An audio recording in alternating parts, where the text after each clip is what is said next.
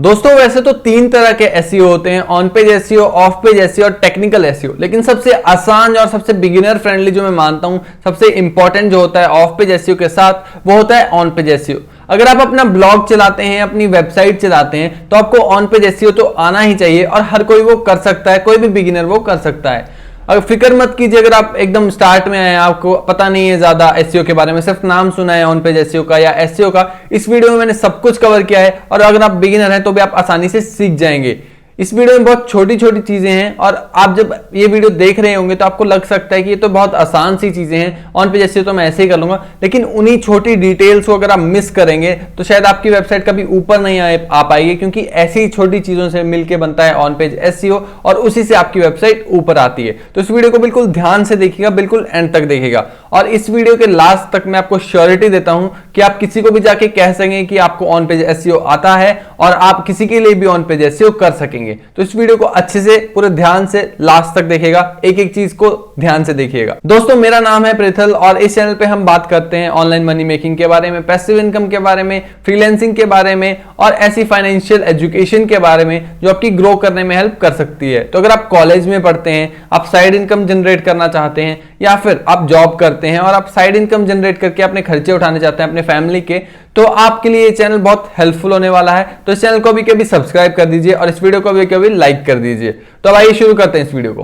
दोस्तों जैसा कि आप स्क्रीन पे देख सकते हैं, आपके पास एक चेकलिस्ट मैंने बनाई है जो कि ऑन पेज एसईओ की चेकलिस्ट है। तो ये हम स्टेप्स सारे फॉलो करने वाले हैं और इन्हीं को देख के आपको भी इन्हीं स्टेप्स को फॉलो करके किसी भी वेबसाइट का एसईओ आप कर सकते हैं ऑन पेज, या अपनी वेबसाइट का ऑन पेज एसईओ कर सकते हैं। तो आइए एक एक करके इनको देखते हैं। इस वीडियो को स्टार्ट करने से पहले, इन स्टेप्स को फॉलो करने से पहले कुछ टर्मिनोलॉजी है जो मैं आपको क्लियर कर देना चाहता हूं।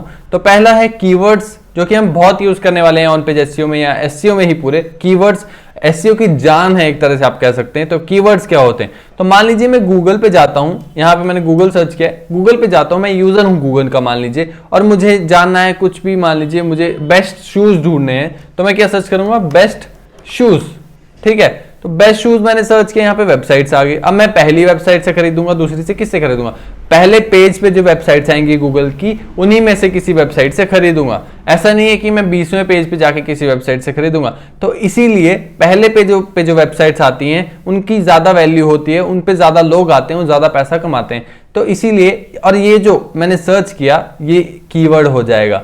जो भी लोग यहाँ पे आके सर्च करते हैं वो कीवर्ड जाते हैं। जैसे कि यहाँ पे शू स्पोर्ट्स आ रहा है, बेस्ट शूज 2020 आ रहा है, ये सारे कीवर्ड्स हैं, इन्हें हम कीवर्ड बोलते हैं जो भी यहाँ पे आके यूजर सर्च करता है। और इसकी इन्हीं कीवर्ड्स का एक सर्च वॉल्यूम होता है, एक कीवर्ड डिफिकल्टी होती है। सर्च वॉल्यूम क्या होता है? महीने में कितने लोग उस कीवर्ड को सर्च कर रहे हैं, वो उसका सर्च वॉल्यूम हो जाता है। और साथ में एसईओ डिफिकल्टी या कीवर्ड डिफिकल्टी क्या होती है कि कितना मुश्किल है उस कीवर्ड को जब हम यहाँ पे सर्च करेंगे, तो उसके लिए अगर हमें अपनी वेबसाइट बनानी है तो उस कीवर्ड के लिए अपनी वेबसाइट को फर्स्ट पोजीशन पे लाना, फर्स्ट पेज पे लाना गूगल के, कितना मुश्किल है। 100 में से होती है कीवर्ड डिफिकल्टी, तो जितनी ज्यादा होगी उतना हमारे लिए मुश्किल होगा अपनी वेबसाइट को फर्स्ट पेज पे लाना। यहाँ पे मैंने एक एक्सटेंशन लगाई है कीवर्ड प्लानर, वहां पे आप एसईओ डिफिकल्टी देख सकते हैं इस कीवर्ड की 55/100 है।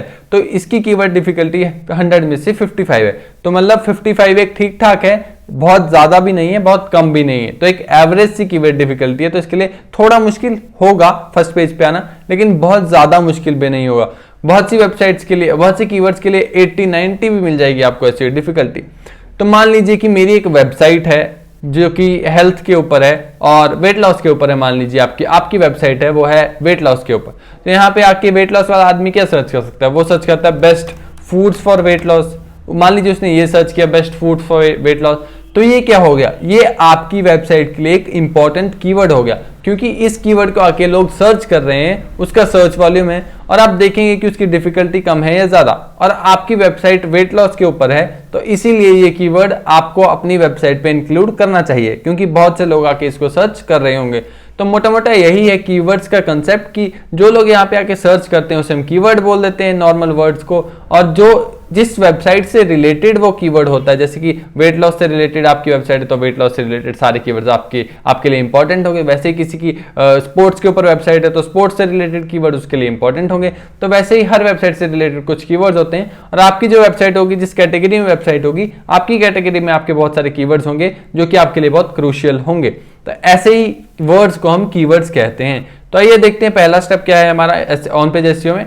तो ऑन पेज एसईओ में पहला स्टेप है इंक्लूड कीवर्ड्स इन यूआरएल। तो आपको पता नहीं, अगर नहीं पता यूआरएल क्या होता है तो इसे ही हम यूआरएल बोलते हैं। ये जो ऊपर आता है इसको हम यूआरएल बोलते हैं। किसी भी वेबसाइट के ऊपर देखेंगे तो ऐसा आएगा, ये देखिए ये भी एक यूआरएल है, यहाँ पे जाएंगे तो ये एक यूआरएल है। तो बहुत सारी वेबसाइट का एक यूआरएल होता है, हर पेज का एक यूआरएल होता है। तो पहले तो बात करते हैं हम डोमेन की। तो मान लीजिए कि हमारी हेल्थ के ऊपर वेबसाइट है, हेल्थ लाइन एक वेबसाइट है, उसको देख लेते हैं पहले हम। तो हेल्थ लाइन को हम खोल लेंगे पहले वेबसाइट को, तो उसका देखेंगे हम कि पहले डोमेन देख लेते हैं। तो ये होम पेज है इसका healthline.com का, तो ये आ गया इस वेबसाइट का डोमेन। तो अगर आपने अभी वेबसाइट बनाने वाले हैं, डोमेन खरीदा नहीं है, खरीदने वाले हैं, तो कोशिश कीजिए कि आपका डोमेन है वो छोटा हो और उसके अंदर जो है आप कीवर्ड डाल सकें। जैसे कि हेल्थ लाइन है, हेल्थ के ऊपर वेबसाइट है, तो इनका हेल्थ कीवर्ड आ रहा है इसमें, देखिए बहुत अच्छे से। ये बहुत ही पुरानी एसईओ टैक्टिक है, अब शायद इतना इंपॉर्टेंट नहीं होता डोमेन में कीवर्ड, लेकिन फिर भी कोशिश कीजिए कि डोमेन को छोटा रखिए और नंबर्स वगैरह यूज मत कीजिए और .com डोमेन लीजिए। मोटे मोटे टिप्स मैंने आपको बता दी, बाकी टिप्स आप और चाहते हैं डोमेन कैसे खरीदें, क्या करें, तो मुझे कमेंट सेक्शन में बताइए, मैं आपको अलग से वीडियो बना के दिखा दूंगा। तो दोस्तों ये तो था डोमेन, इस वेबसाइट का डोमेन ये है, और हर एक पेज का, इसे हम यूआरएल भी बोल सकते हैं। इस होम पेज का यूआरएल ये है और इस वेबसाइट का डोमेन भी यही है। तो इसके बाद अगर मैं कोई पेज खोल देता हूं, मान लीजिए ये आर्टिकल इन्होंने लिखा है, किसी भी आर्टिकल को ये मैं खोल देता हूं, what does delta variant look like in kids. तो ये देखिए ये चेंज हो गया, यहाँ पे ये आ गया इसका यूआरएल, ये इस पेज का यूआरएल है। अगर मैं इसको कॉपी करता हूं और इसको पेस्ट करूंगा कहीं और, तो यही पेज खुल जाएगा। देखिए इसको मैंने, यही पेज खुल गया से, तो इसे हम यूआरएल कहते हैं। तो हमारा पहला पॉइंट क्या था कि इंक्लूड कीवर्ड्स इन यूआरएल। तो हमारा जो यूआरएल होता है उसमें हमें कीवर्ड डालने होते हैं। तो ये देखिए इन्होंने जैसे कि ये कीवर्ड डाला हुआ है, ये पूरा कीवर्ड टाइटल ही डाल दिया इन्होंने ऑलमोस्ट, तो ये पूरा भी आप डाल सकते हैं, इसमें कीवर्ड्स ऑटोमेटिकली आ जाएंगे। और अगर आपका बहुत ही लंबा टाइटल है, जो कि नहीं होना चाहिए लेकिन अगर है, तो आप उसमें छोटे छोटे कीवर्ड डालिए। जैसे कि यहाँ पे कीवर्ड है डेल्टा वेरिएंट, तो ये कीवर्ड देखिए यहाँ पे आ रहा है यूआरएल में। तो आपको भी ऐसे ही अपने टाइटल जो होगा कोई भी आर्टिकल का, उसके आर्टिकल के टाइटल में आपको ये कीवर्ड इंक्लूड करना है जो भी आपके टाइटल से रिलेटेड होगा। जैसे कि मैंने आपको वेट लॉस से रिलेटेड बताया था, तो आप वेट लॉस को इंक्लूड कर सकते हैं, या फिर वेट लॉस से रिलेटेड कोई आर्टिकल लिखा है तो उसका जो मेन जो कीवर्ड है उसे अपने जो यूआरएल है उसमें इंक्लूड कर सकते हैं। तो ये हो गया हमारा पहला पॉइंट कि आपको अपने यूआरएल में जो है कीवर्ड इंक्लूड करना है।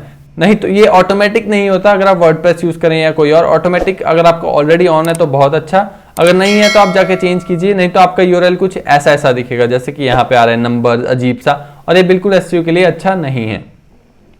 दूसरा पॉइंट है कि यूज शॉर्ट यूआरएल्स। तो देखिए कितना लंबा यूआरएल है, ये कितना लंबा यूआरएल है, ये क्या है, बेकार सा लग रहा है बहुत ज्यादा। और यहाँ पे देखिए ये भी थोड़ा सा लंबा हो गया, लेकिन ठीक है इतना चल सकता है, इससे ज्यादा बड़ा नहीं करना है, इतना कर रखें, छोटा रखें। एसईओ के लिए बहुत इंपॉर्टेंट है कि आपका यूआरएल छोटा हो। अगर आपको यूआरएल चेंज करने नहीं आता वर्डप्रेस में या कहीं और आप यूज कर रहे हैं तो मुझे बताइए कमेंट सेक्शन में, मैं आपको अलग से वीडियो बना के दिखा दूंगा। इसमें भी बता देता, लेकिन फिर अलग अलग लोग अलग अलग यूज करते हैं, जैसे कोई वर्डप्रेस यूज करता है कोई कुछ, तो हर एक के लिए कैसे बताऊंगा वो मुश्किल हो जाएगा। तो मुझे कमेंट सेक्शन में बताइए कि आप कौन सा यूज करते हैं, और अगर जानना चाहते हैं कि उस पर मैं बताऊं कि कैसे शॉर्ट करते हैं यूआरएल को, तो वो कैसे करते हैं। तो ये हमारे पहले 2 पॉइंट कवर हो चुके हैं कि एक तो पहले कीवर्ड्स इंक्लूड करने हैं आपको यूआरएल में, और दूसरा आपका यूआरएल जो छोटा होना चाहिए, शॉर्ट होना चाहिए। उससे अगला है front load your keyword in the title tag. तो हर एक पेज जो होता है, हर एक आर्टिकल होता है, उसका एक टाइटल होता है, ठीक है, और उस टाइटल में हमें कीवर्ड्स इंक्लूड करने होते हैं। तो ये सबको पता होता है कि टाइटल में आपके कीवर्ड होने चाहिए। मान लीजिए कोई वेट लॉस सर्च कर रहा है तो वेट लॉस के लिए कीवर्ड्स होने चाहिए, मतलब वेट लॉस का कुछ सर्च कर रहा है, वेट लॉस, मान लीजिए फूड्स फॉर वेट लॉस ही हम सर्च करते हैं, फूड्स फॉर वेट लॉस हम सर्च करेंगे गूगल पे जाके, फूड्स फॉर वेट लॉस। तो जैसे ही हम ये सर्च करेंगे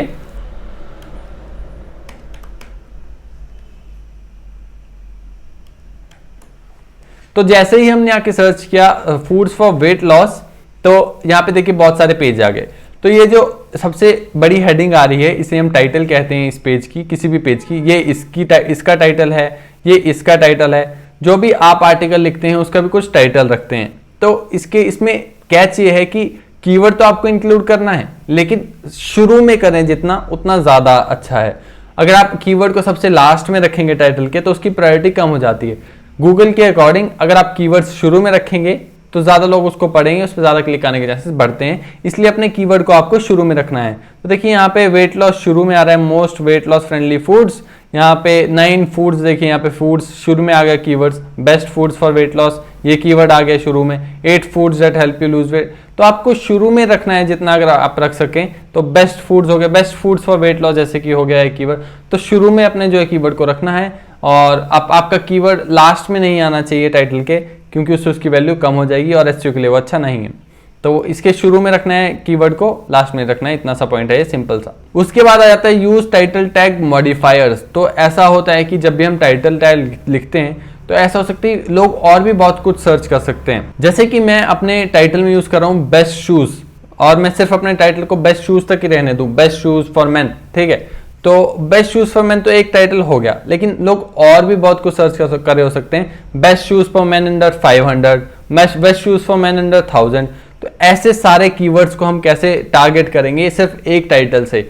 तो वो करते हैं मॉडिफायर्स को यूज करके, एक टाइटल मॉडिफायर्स को यूज करके। टाइटल मॉडिफायर्स क्या होते हैं? जैसे कि आप स्क्रीन पर देखते हैं, बेस्ट, रिव्यू, गाइड, चेकलिस्ट, ऐसे ऐसे वर्ड्स जो होते हैं उन्हें हम टाइटल मॉडिफायर्स कहते हैं। तो जैसे कि बेस्ट, तो मैंने आपको ऐसे ही बता दिया सीधा ही कि best shoes for man under 500, तो बेस्ट एक मॉडिफायर हो गया। तो आपको ऐसे मॉडिफायर्स यूज करने होते हैं अपने टाइटल में। तो जैसे कि आप कुछ बड़ा बता रहे हैं, गाइड जैसी बना रहे हैं कुछ, या फिर चेकलिस्ट, जैसे कि एसईओ है, एसईओ चेकलिस्ट होती है कि एसईओ में क्या क्या करना है, चेकलिस्ट पूरी, तो आप वैसे वैसे यूज कर सकते हैं। और कौन कौन से टाइटल मॉडिफायर्स होते हैं अगर आप जानना चाहते हैं तो मुझे कमेंट सेक्शन में बताइए, या तो गूगल पे जाके सर्च कर सकते हैं टाइटल मॉडिफायर्स, वहां पे बहुत सारे आपको मिल जाएंगे। ये तो मैंने सिर्फ 4 बताए हैं आपको, लेकिन और भी बहुत सारे होते हैं जो आप अपने टाइटल के अकॉर्डिंगली थोड़ा चेंज करके एकदम डिफरेंट बना सकते हैं उनको। उससे अगला है use your keyword once in the first 150 words. तो अगर आप आर्टिकल लिख रहे हैं तो शुरू का जो पहला पैराग्राफ होगा, पहला पैराग्राफ, उसके शुरू के 150 वर्ड में अपना आपका जो मेन कीवर्ड है वो होना चाहिए। जब भी आप आर्टिकल लिखेंगे उससे पहले कीवर्ड रिसर्च करेंगे ऑब्वियसली, अगर नहीं करते हैं तो वो बिल्कुल अच्छी बात नहीं है, आपको करनी चाहिए, तभी आपके टाइटल जो है, आर्टिकल जो है वो अच्छा रैंक करेगा। नहीं तो ऐसा भी हो सकता है कि उसके लिए कोई सर्च ही ना कर रहा हो। तो आपका जो भी आर्टिकल लिखेंगे उससे पहले कीवर्ड रिसर्च करेंगे, और जब कीवर्ड रिसर्च करेंगे तो आपका जो है एक मेन कीवर्ड होगा, 4-5 सेकेंडरी कीवर्ड्स होंगे। तो आपका जो प्राइमरी कीवर्ड होगा वो आपके जो पहला है पैराग्राफ है 150 वर्ड्स में, वो होना चाहिए। शुरू जब आर्टिकल होता है तो उसमें एक कीवर्ड होना चाहिए आपका प्राइमरी, उसके बाद आप all over the article keywords अपने स्प्रेड कर सकते हैं। तो ये हो गया हमारा कीवर्ड जो है फर्स्ट 150 वर्ड्स में होना चाहिए, ये एक पॉइंट है, बहुत इंपॉर्टेंट पॉइंट है। उससे अगला है use your keyword in H1, H2 and H3 tags. अगर आपको नहीं पता तो हम एक आर्टिकल में सिर्फ एक H1 यूज करते हैं, एसईओ कर रहे हैं, या एसईओ द्वारा रिकमेंडेड है कि एक H1 यूज करें, मल्टीपल H2 आप यूज कर सकते हैं, मल्टीपल H3 यूज कर सकते हैं। H1, H2 बहुत इंपॉर्टेंट होते हैं, H3 इतने इंपॉर्टेंट नहीं होता, लेकिन H1, H2, H3 में आपको तीनों में हो सके तो अपने कीवर्ड्स को यूज करें, कीवर्ड्स के सिनोनिम्स को आप यूज करें, उससे आपका आर्टिकल ज्यादा एसईओ ऑप्टिमाइज्ड हो जाता है। उससे अगला है हमारा ऑप्टिमाइज इमेजेस।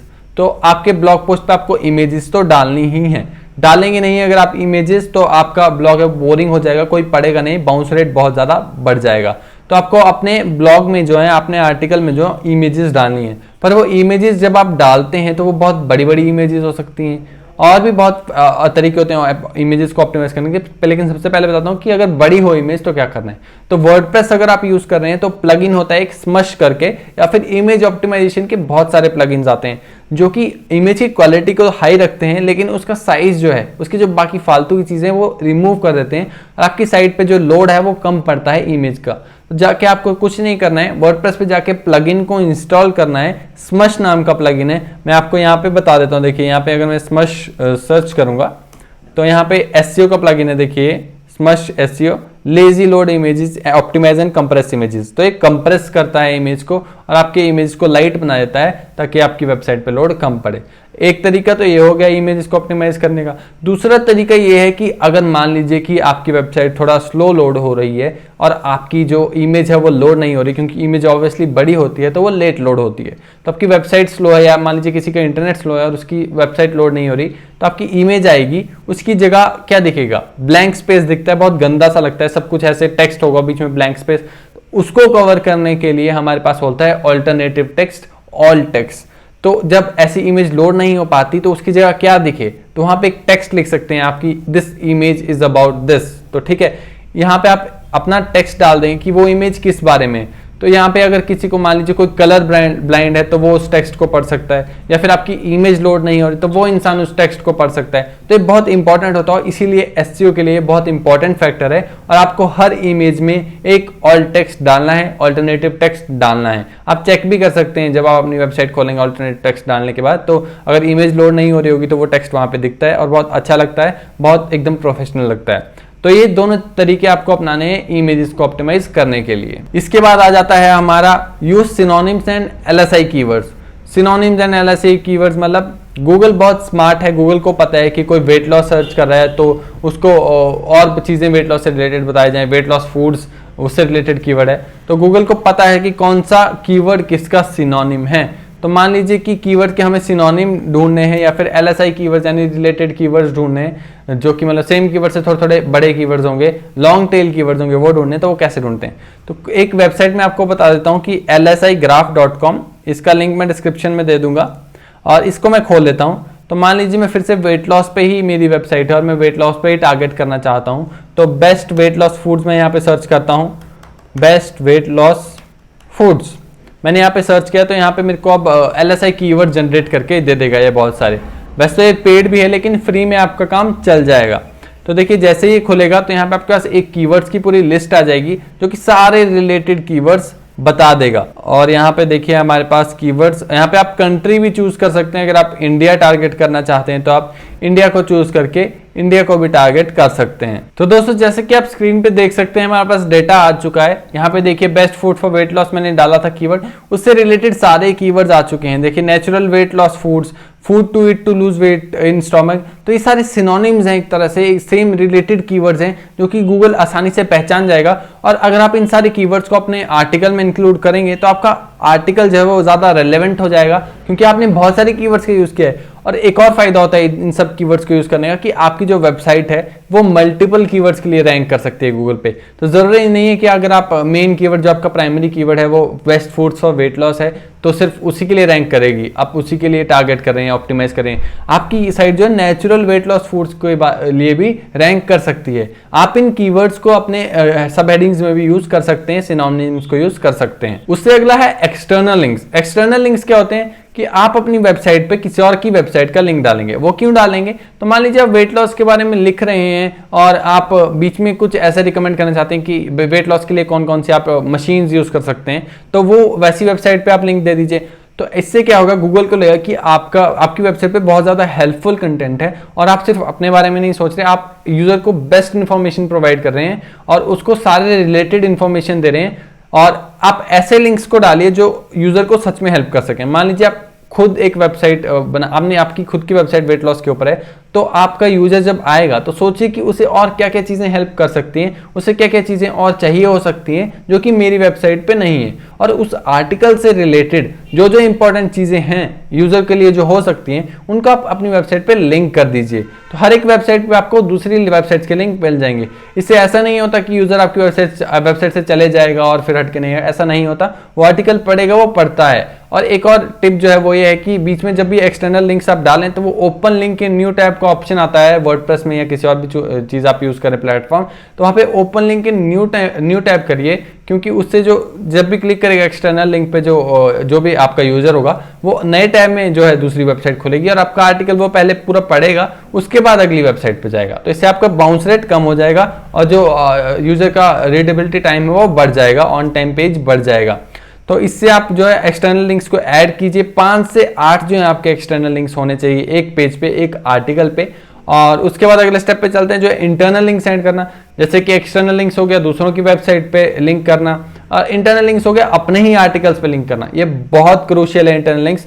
इंटरनल लिंक से ऐसा होता है कि एक यूजर आपकी वेबसाइट पे घूमता रहेगा, जैसे कि उसने एक आर्टिकल पढ़ा, उसके बाद आपकी वेबसाइट, आप अपने आर्टिकल, एक आर्टिकल में दूसरे आर्टिकल का लिंक डाल दीजिए, रिलेटेड आर्टिकल हो जो उससे, जैसे कि वेट लॉस पे फूड्स फॉर वेट लॉस पढ़ रहा है तो जूसेस फॉर वेट लॉस का जैसे कि आर्टिकल आपने लिखा हो तो उसका लिंक डाल दीजिए नीचे, या फिर कहीं पे ऐड कर दीजिए बीच में, तो उस पर आप क्लिक करेगा तो वो जूसेस वाले आर्टिकल पे चले जाएगा, उसके बाद जूसेस से आगे आप किसी और पे डाल सकते हैं। तो वैसे ही ऐसे घूमता रहेगा आपकी वेबसाइट में और आपकी वेबसाइट पे बहुत ज़्यादा टाइम स्पेंड करेगा, और अगर टाइम स्पेंड करेगा तो मतलब वो गूगल पे ज़्यादा टाइम स्पेंड कर रहा है, तो उससे जो गूगल आपकी वेबसाइट को और ऊपर ले आएगा, एसईओ के लिए ज़्यादा अच्छी आपकी वेबसाइट हो जाएगी।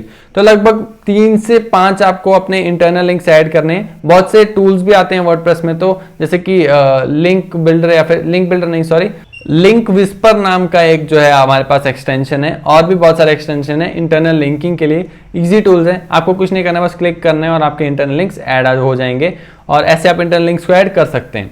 सबसे लास्ट पॉइंट मैं आपको बताने जा रहा हूं जो है मेटा डिस्क्रिप्शन। तो मेटा डिस्क्रिप्शन क्या होता है, जैसे कि कोई भी वेबसाइट हम सर्च करते हैं गूगल पे, जैसे कि मैंने best foods for weight loss search किया था, वेट लॉस फिर से सर्च कर देता हूँ, देखिए ये दूसरे पे हो रहा है, तो वेट लॉस में सर्च करूंगा, तो जैसे ही मैं वेट लॉस सर्च करता हूं तो यहाँ पे देखिए बहुत सारी वेबसाइट्स आ जाएंगी, और नीचे ये जो 3-4 लाइनें आ रही हैं इसे हम बोलते हैं आपका मेटा डिस्क्रिप्शन। इसे कैसे ऑप्टिमाइज करते हैं, इसे ऑप्टिमाइज करने के लिए कुछ नहीं करना होता है, आपको 2-3 लाइनें लिखनी होती है वैसे तो, लेकिन इसमें आप कीवर्ड डाल दीजिए, अपने टाइटल से रिलेटेड कीवर्ड्स डाल दीजिए। जैसे कि यहाँ पे लूज वेट फास्ट है तो यहाँ पे देखिए इन्होंने लूज वेट डाला हुआ है, यहाँ पे लूज वेट क्विकली सिनोनिम डाला हुआ है। ऐसे ही आप भी अपने कीवर्ड्स डाल दीजिए अपने टाइटल से रिलेटेड अपनी मेटा डिस्क्रिप्शन में, तो ये मेटा डिस्क्रिप्शन आपकी ऑटोमेटिकली ऑप्टिमाइज हो जाती है। वर्डप्रेस यूज करें तो आपको पता होगा योस्ट नाम का एक प्लगइन आता है, उस पर अलग से ट्यूटोरियल बना दूंगा अगर आप चाहते हैं उससे कैसे ऑप्टिमाइज करें। उस पर आपको मेटा डिस्क्रिप्शन डालने का एक बॉक्स मिल जाता है, और अगर आप कस्टमाइज वेबसाइट है आपकी तो वहाँ पे तो आप ऑब्वियसली HTML में जाके चेंज कर सकते हैं। तो ये हो गया आपका सारा मेटा डिस्क्रिप्शन आपकी ऑप्टिमाइज। तो अगर आप और जानना चाहते हैं ऑन पेज के बारे में डिटेल में, या अगर आपको ये समझ आ गया इतना का तो बहुत अच्छा है, और अगर नहीं आया अभी भी तो मुझे बताइए कि अगर आप और जानना चाहते हैं ऑन पेज के बारे में, और डिटेल में जानना चाहते हैं, लाइव ट्यूटोरियल चाहते हैं मैं करके बताऊं, अपनी वेबसाइट पे करके बताऊं।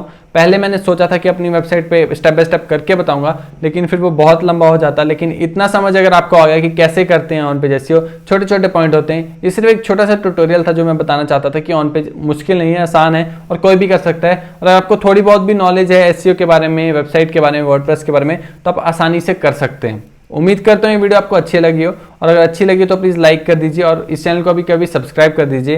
तो इस वीडियो को देखने के लिए थैंक यू, धन्यवाद, जय हिंद।